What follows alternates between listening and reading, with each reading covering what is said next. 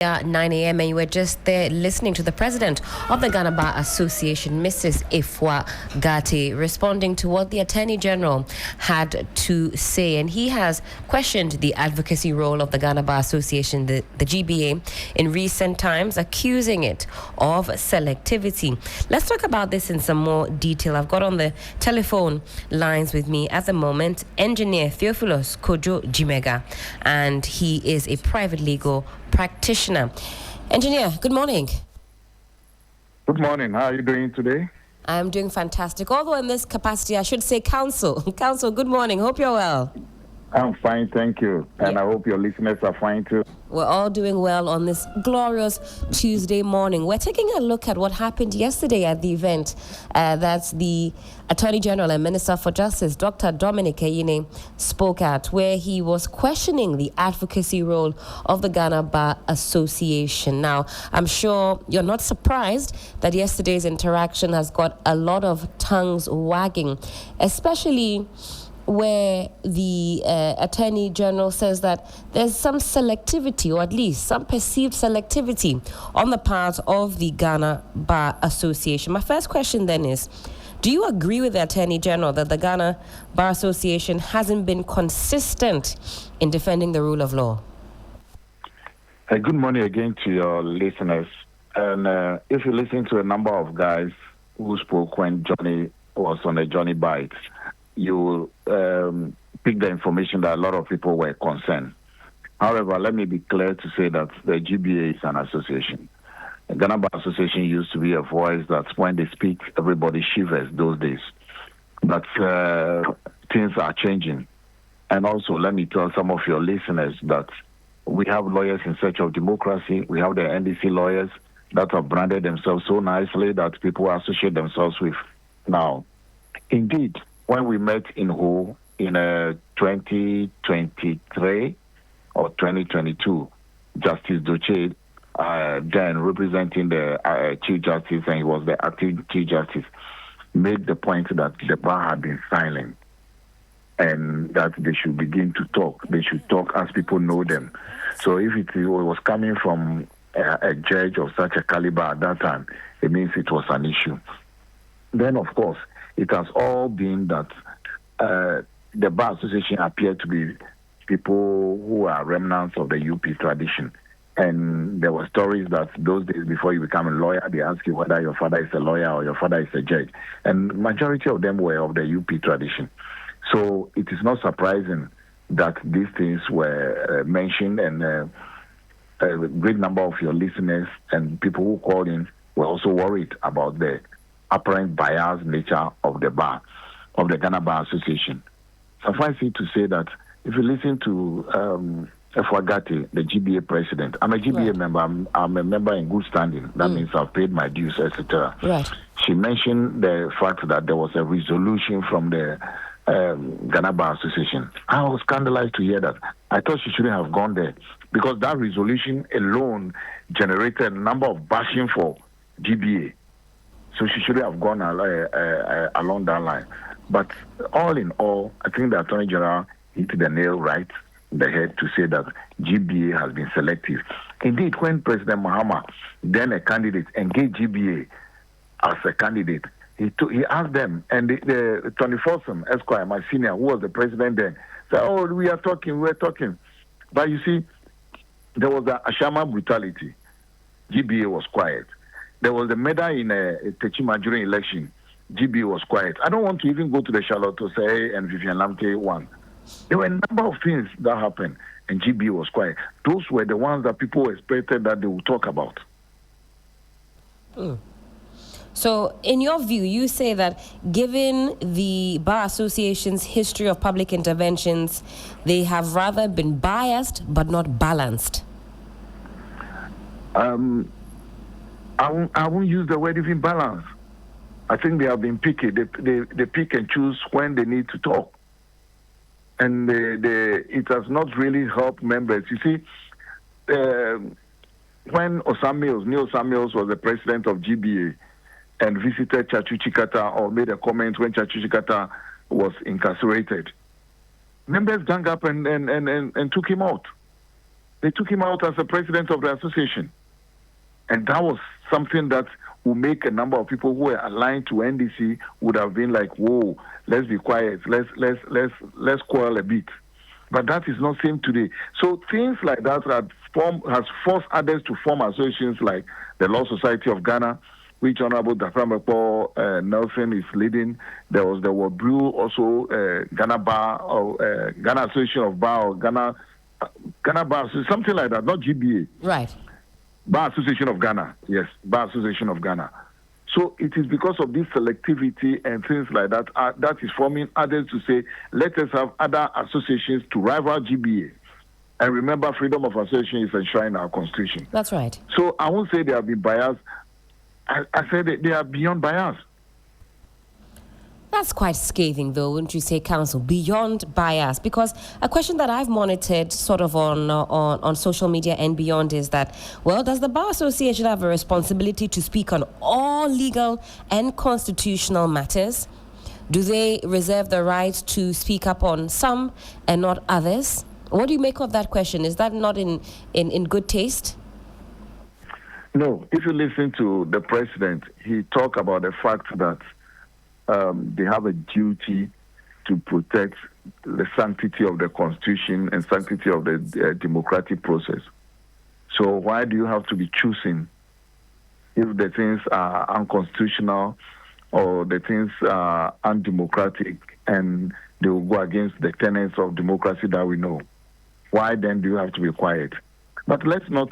I don't want to use the word gaslight. Let's not help them this way. Right. They've been quiet when NDC is in power. I'm surprised Johnny even said that when some political party is in power, when the other one is not in power. Let's go straight. When NDC is in power, they are quiet. They are loud. When MPP is in power, they are quiet. It's been something we know. So let's not pretend. But what I'm trying to tell you is that I don't want to dwell so much on the examples the the Attorney General gave. I gave you two examples. Right. There were brutalities in Ashama. You remember? Of course. Yes.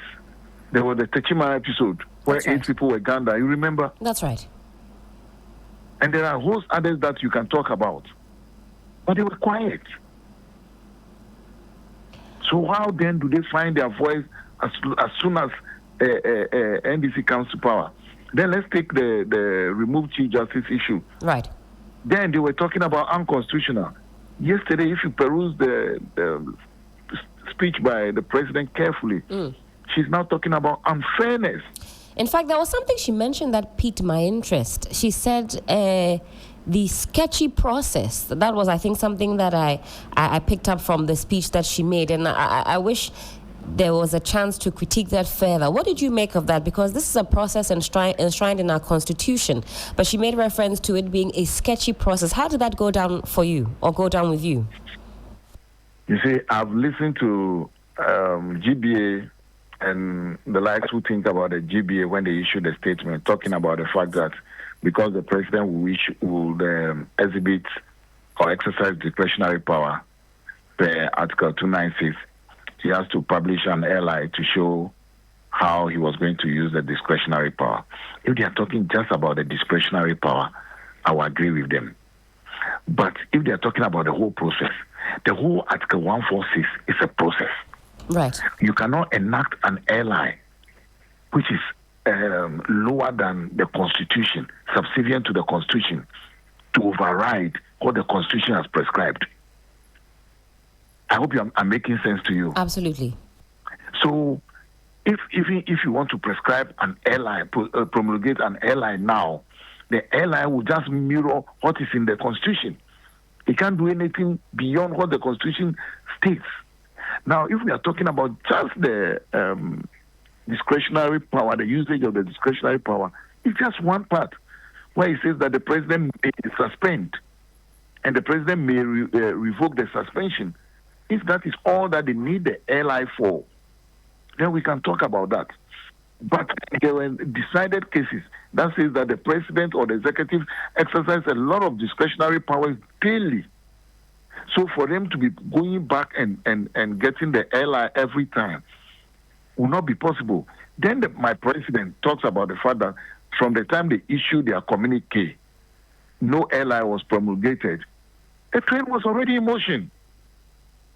They couldn't have stopped the train and say, hold on, GBA says let's go for promulgation of LI. So until we get the LI done, we cannot have the process ongoing. Can you imagine the crisis we'll be in? So that statement from her, with all respect to her, is neither here nor there. It couldn't have happened. Right. Now, let's go back to yesterday again and what the Attorney General had to say.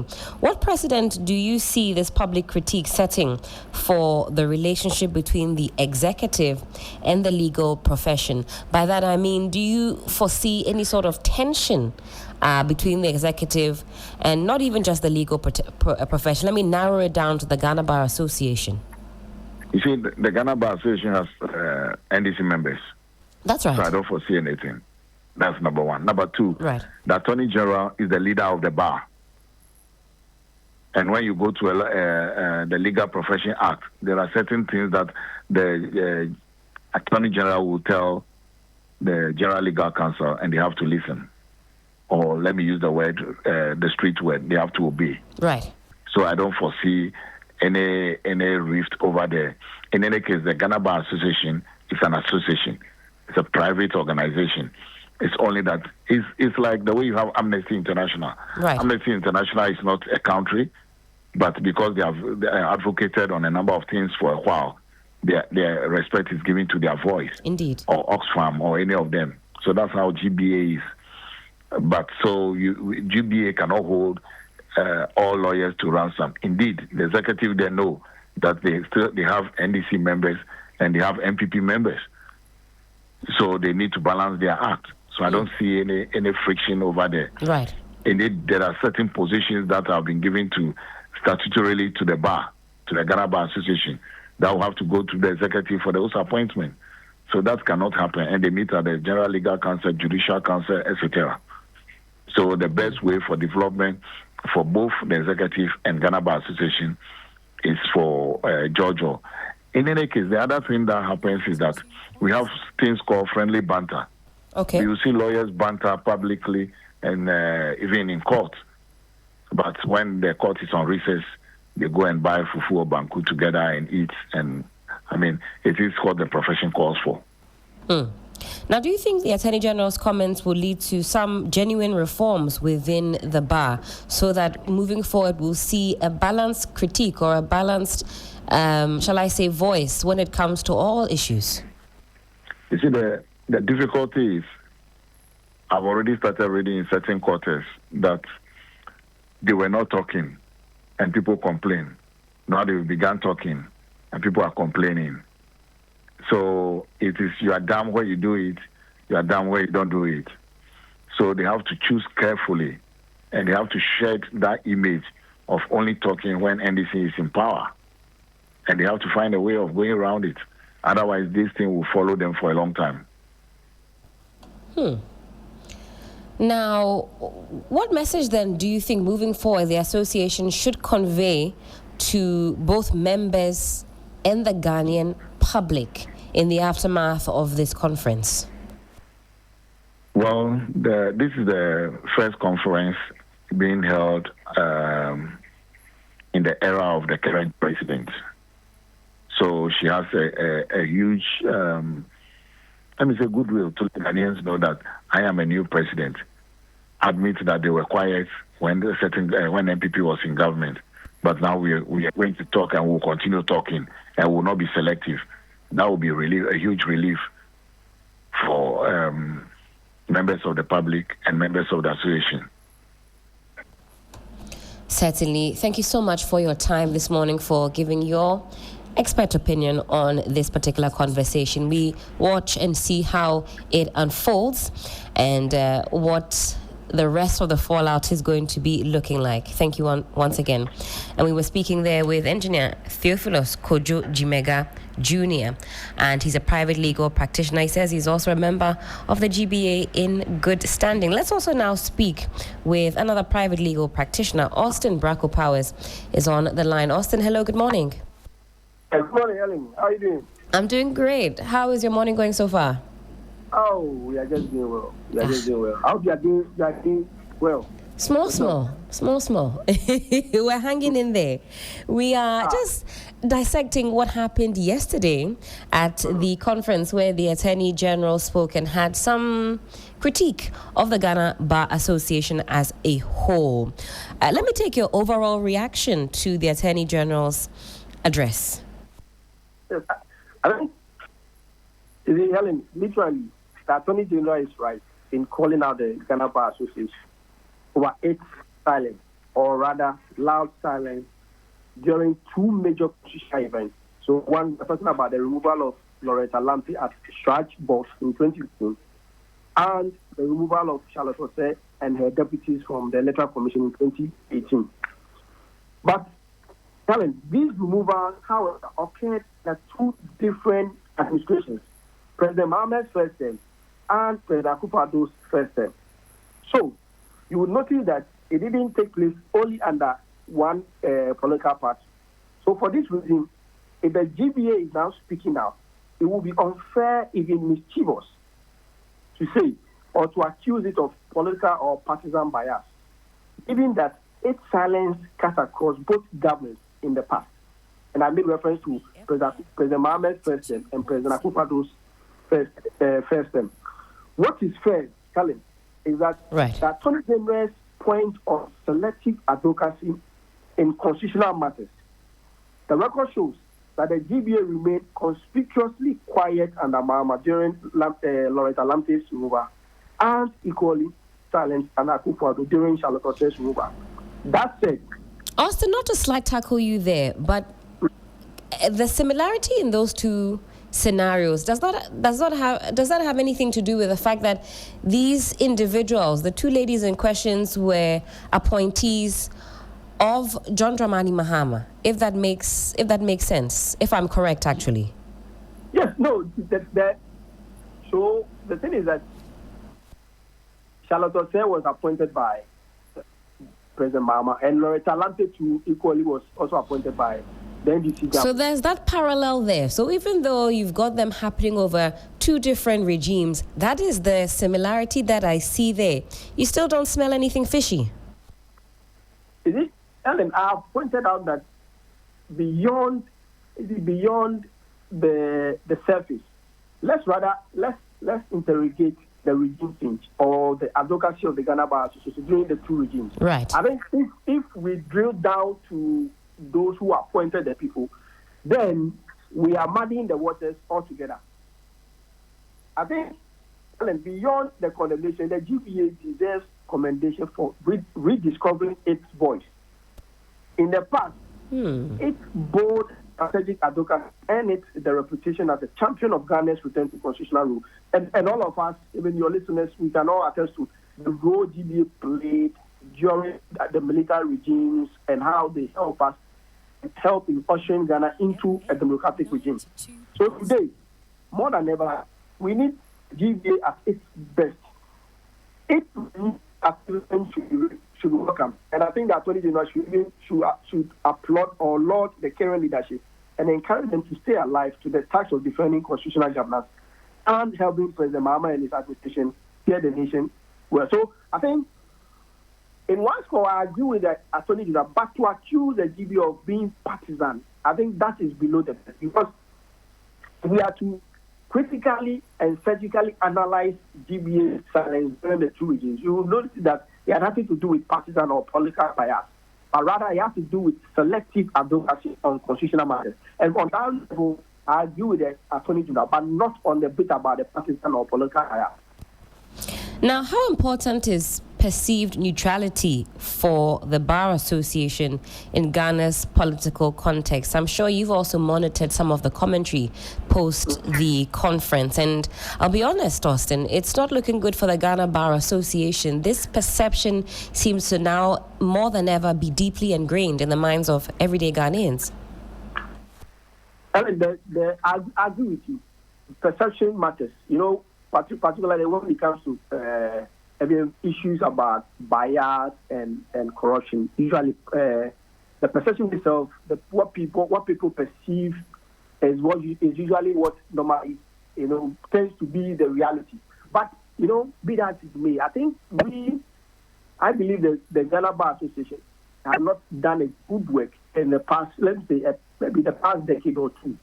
But I would rather welcome an institution that has rediscovered its voice rather than maybe chide it or berate it for not doing a better job in the past. The past is gone. The motivation let us know. The past is gone. Now we have the future ahead of us.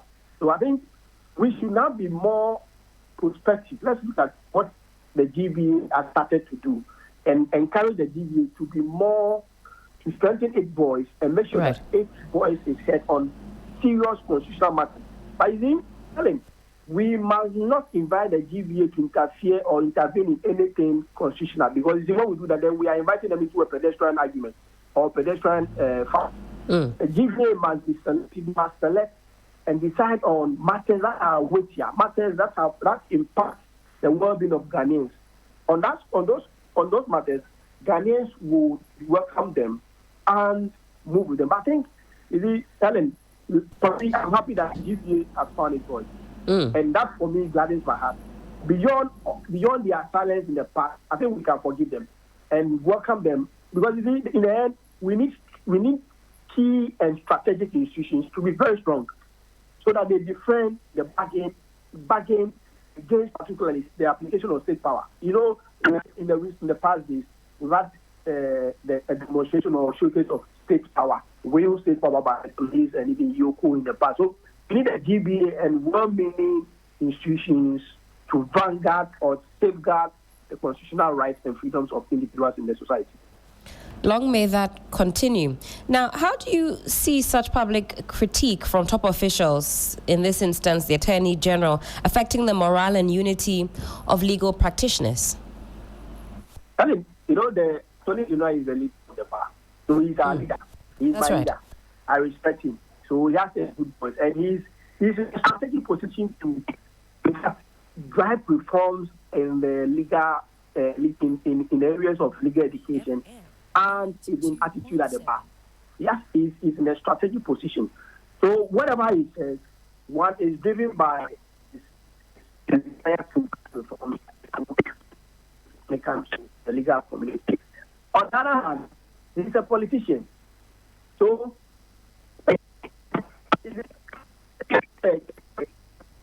conference. Apologies, Austin. We're losing you a little bit. The line is not too stable. Hello, can you hear me?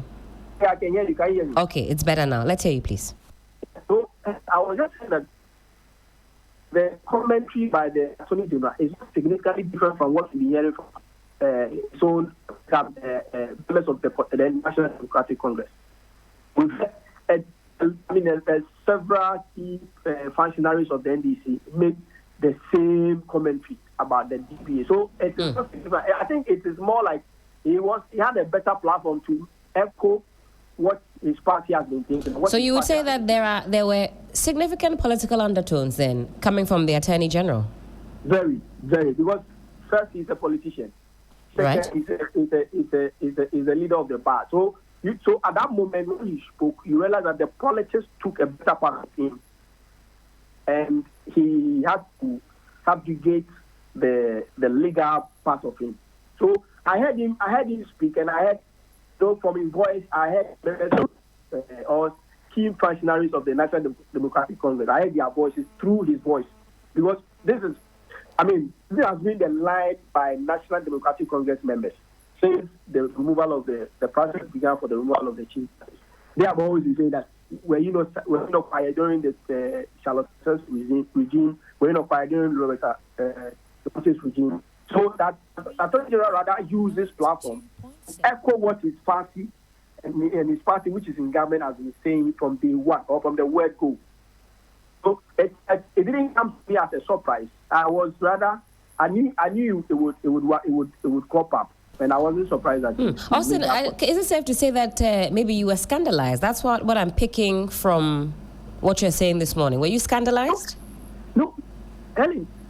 To say that I expected the Attorney General to say something different would be the least of commentaries I would rather pass, because I expected him to be political on that platform. Don't forget that prior to the conference, some of his members have been saying that the GBA did not invite. They even said the GBA did not invite the president, and that during the past regime, the GBA had been inviting President Fuad. But when it comes to Mahama, they don't invite him, and they are inviting people from outside. So you realize that from the beginning, they have this antagonistic attack, against the GBA, and it didn't start from the Attorney General. So when he had opportunity and he unleashed the very venom that his own people have been, pouring out in the media, I wasn't surprised. But Austin, it sounds as though you believe that there really is no basis for this. You don't assess the situation in that way. That even that members of the general public read political undertones from the GBA's what the Attorney General called selective advocacy. Do you say that you don't read those undertones on the side of the GBA at all? There's no basis for the Attorney General's comments. There's no basis. There's no basis. There's no basis, and I pointed out to you that there's no basis, because when you accuse the GBA of being partisan by being a partisan or politically or engaging in partisan or political bias, there's no evidence. The evidence, as I told you, when you look at Lorelante and Charlotte Sugua, it has nothing to do with partisan. If the GBA chose to be quiet during the period, it's nothing to be partisan. Maybe selective advocacy would suffice, but to say partisan and use that power of child the GBA and the leadership to get life with their duties, I think it is below the belt. Attorney General was supposed to have used that platform to unify the legal fraternity, the community, so that we will help the president. Because currently, Helen, there are a lot of issues that this government is losing sight of. The Galamsey, we are losing the war. We have a lot of, we have legal regime to drive reforms and make sure that our water bodies are clean, our environment are sanitized, and those who are engaged in real-time Galamsey are arrested. We are not seeing any of them. We use the platform and condemn the legal fraternity. It is an opportunity. Ellen, and let me be frank. Yes, be frank with me, Austin. Ellen, the agenda is to undermine the GBA, and that is what I know. The National what is the what do lawyers say? Motive. What would be the motive then to undermine the GBA if there are members from the NDC as well as members of the NPP? What do you read as the motive? No, so I mean, some NDC members, even before they created the NDC, their legal department. Right. The idea was to create a power institution that would rival the GBA. And for them, they believe the GBA are not being fair to the NDC. The idea is to create a power organization, a power legal community to wrestle the political, let me say, the community advocacy powers with the GBA. And that's what they are trying to do. But it won't help. The thing is that we have Ghana Bar Association. Let's not rally behind the Ghana Bar Association. If it's not better, let's make it better. If they are saying that the leadership are not doing right, it is the members will the right and the power to drive reforms in the GBA, but to create a power institution to rival the GBA, I don't think it's a laudable concept. So I'm not surprised, like I said, pointed out earlier, the Attorney General, I expected him, in fact, to use that platform to drive home and to in fact, echo what the Speaker Party has been saying from the word, and he used the opportunity well to his advantage. But for me, I think it was below the belt. He should have. I was expecting to have done what he did. Austin, thank you for your time this morning. I would call this a true impasse because depending on who you speak to, the positions are deeply entrenched. But actually, before I let you go, what is your hope then for the Bar Association's trajectory post this conference, given the critique by the Attorney General? So, Ellen, two things. I want the Bar Association to be very tough, particularly on this government. Very tough. And tough in the sense that let's not give room for political maneuvers, whereby in the end, Ghanaians, the rights of Ghanaians would be trampled upon. Two, the GBA must revive its advocacy activities, particularly going to court. There are certain things we need to challenge. Currently, the president had an agreement with the U.S. to accept some deportees. That's right. We're told a number of them from Nigeria are headed home or have head home. That's right. Exactly. And this it's unconstitutional because the Supreme Court has earlier in 2017 made it clear that any such agreement must be ratified by Parliament. By Parliament, that's right. But the president knows, and the government knows, and now they are beating a U-turn. They are telling us that, it was just an MOU. It was just an MOU, and that cannot be equated to an agreement that comes under the interpretation of the Constitution or the constitutional provision. So you see, they are trying to find a clever way. So the GPA must be aligned to ATAC. The leadership must be consistent. Let us not be selective on the kind of constitutional issues we dabble in, but we must be selective only on weightier matters that impact or have issues or have consequences for constitutional freedoms and rights of Ghanaians. Certainly, Austin, always grateful for your time and your expertise on these issues. Wishing you a wonderful Tuesday. Indeed, Austin Bracco Powers is private legal practitioner, no stranger to our platform. 24 after 9 as the time reads. Let's pause now for a quick break. When we come back, we'll be getting into Womanpreneur. This is still 3FM Sunrise on 3FM 92.7. Luckiest everywhere.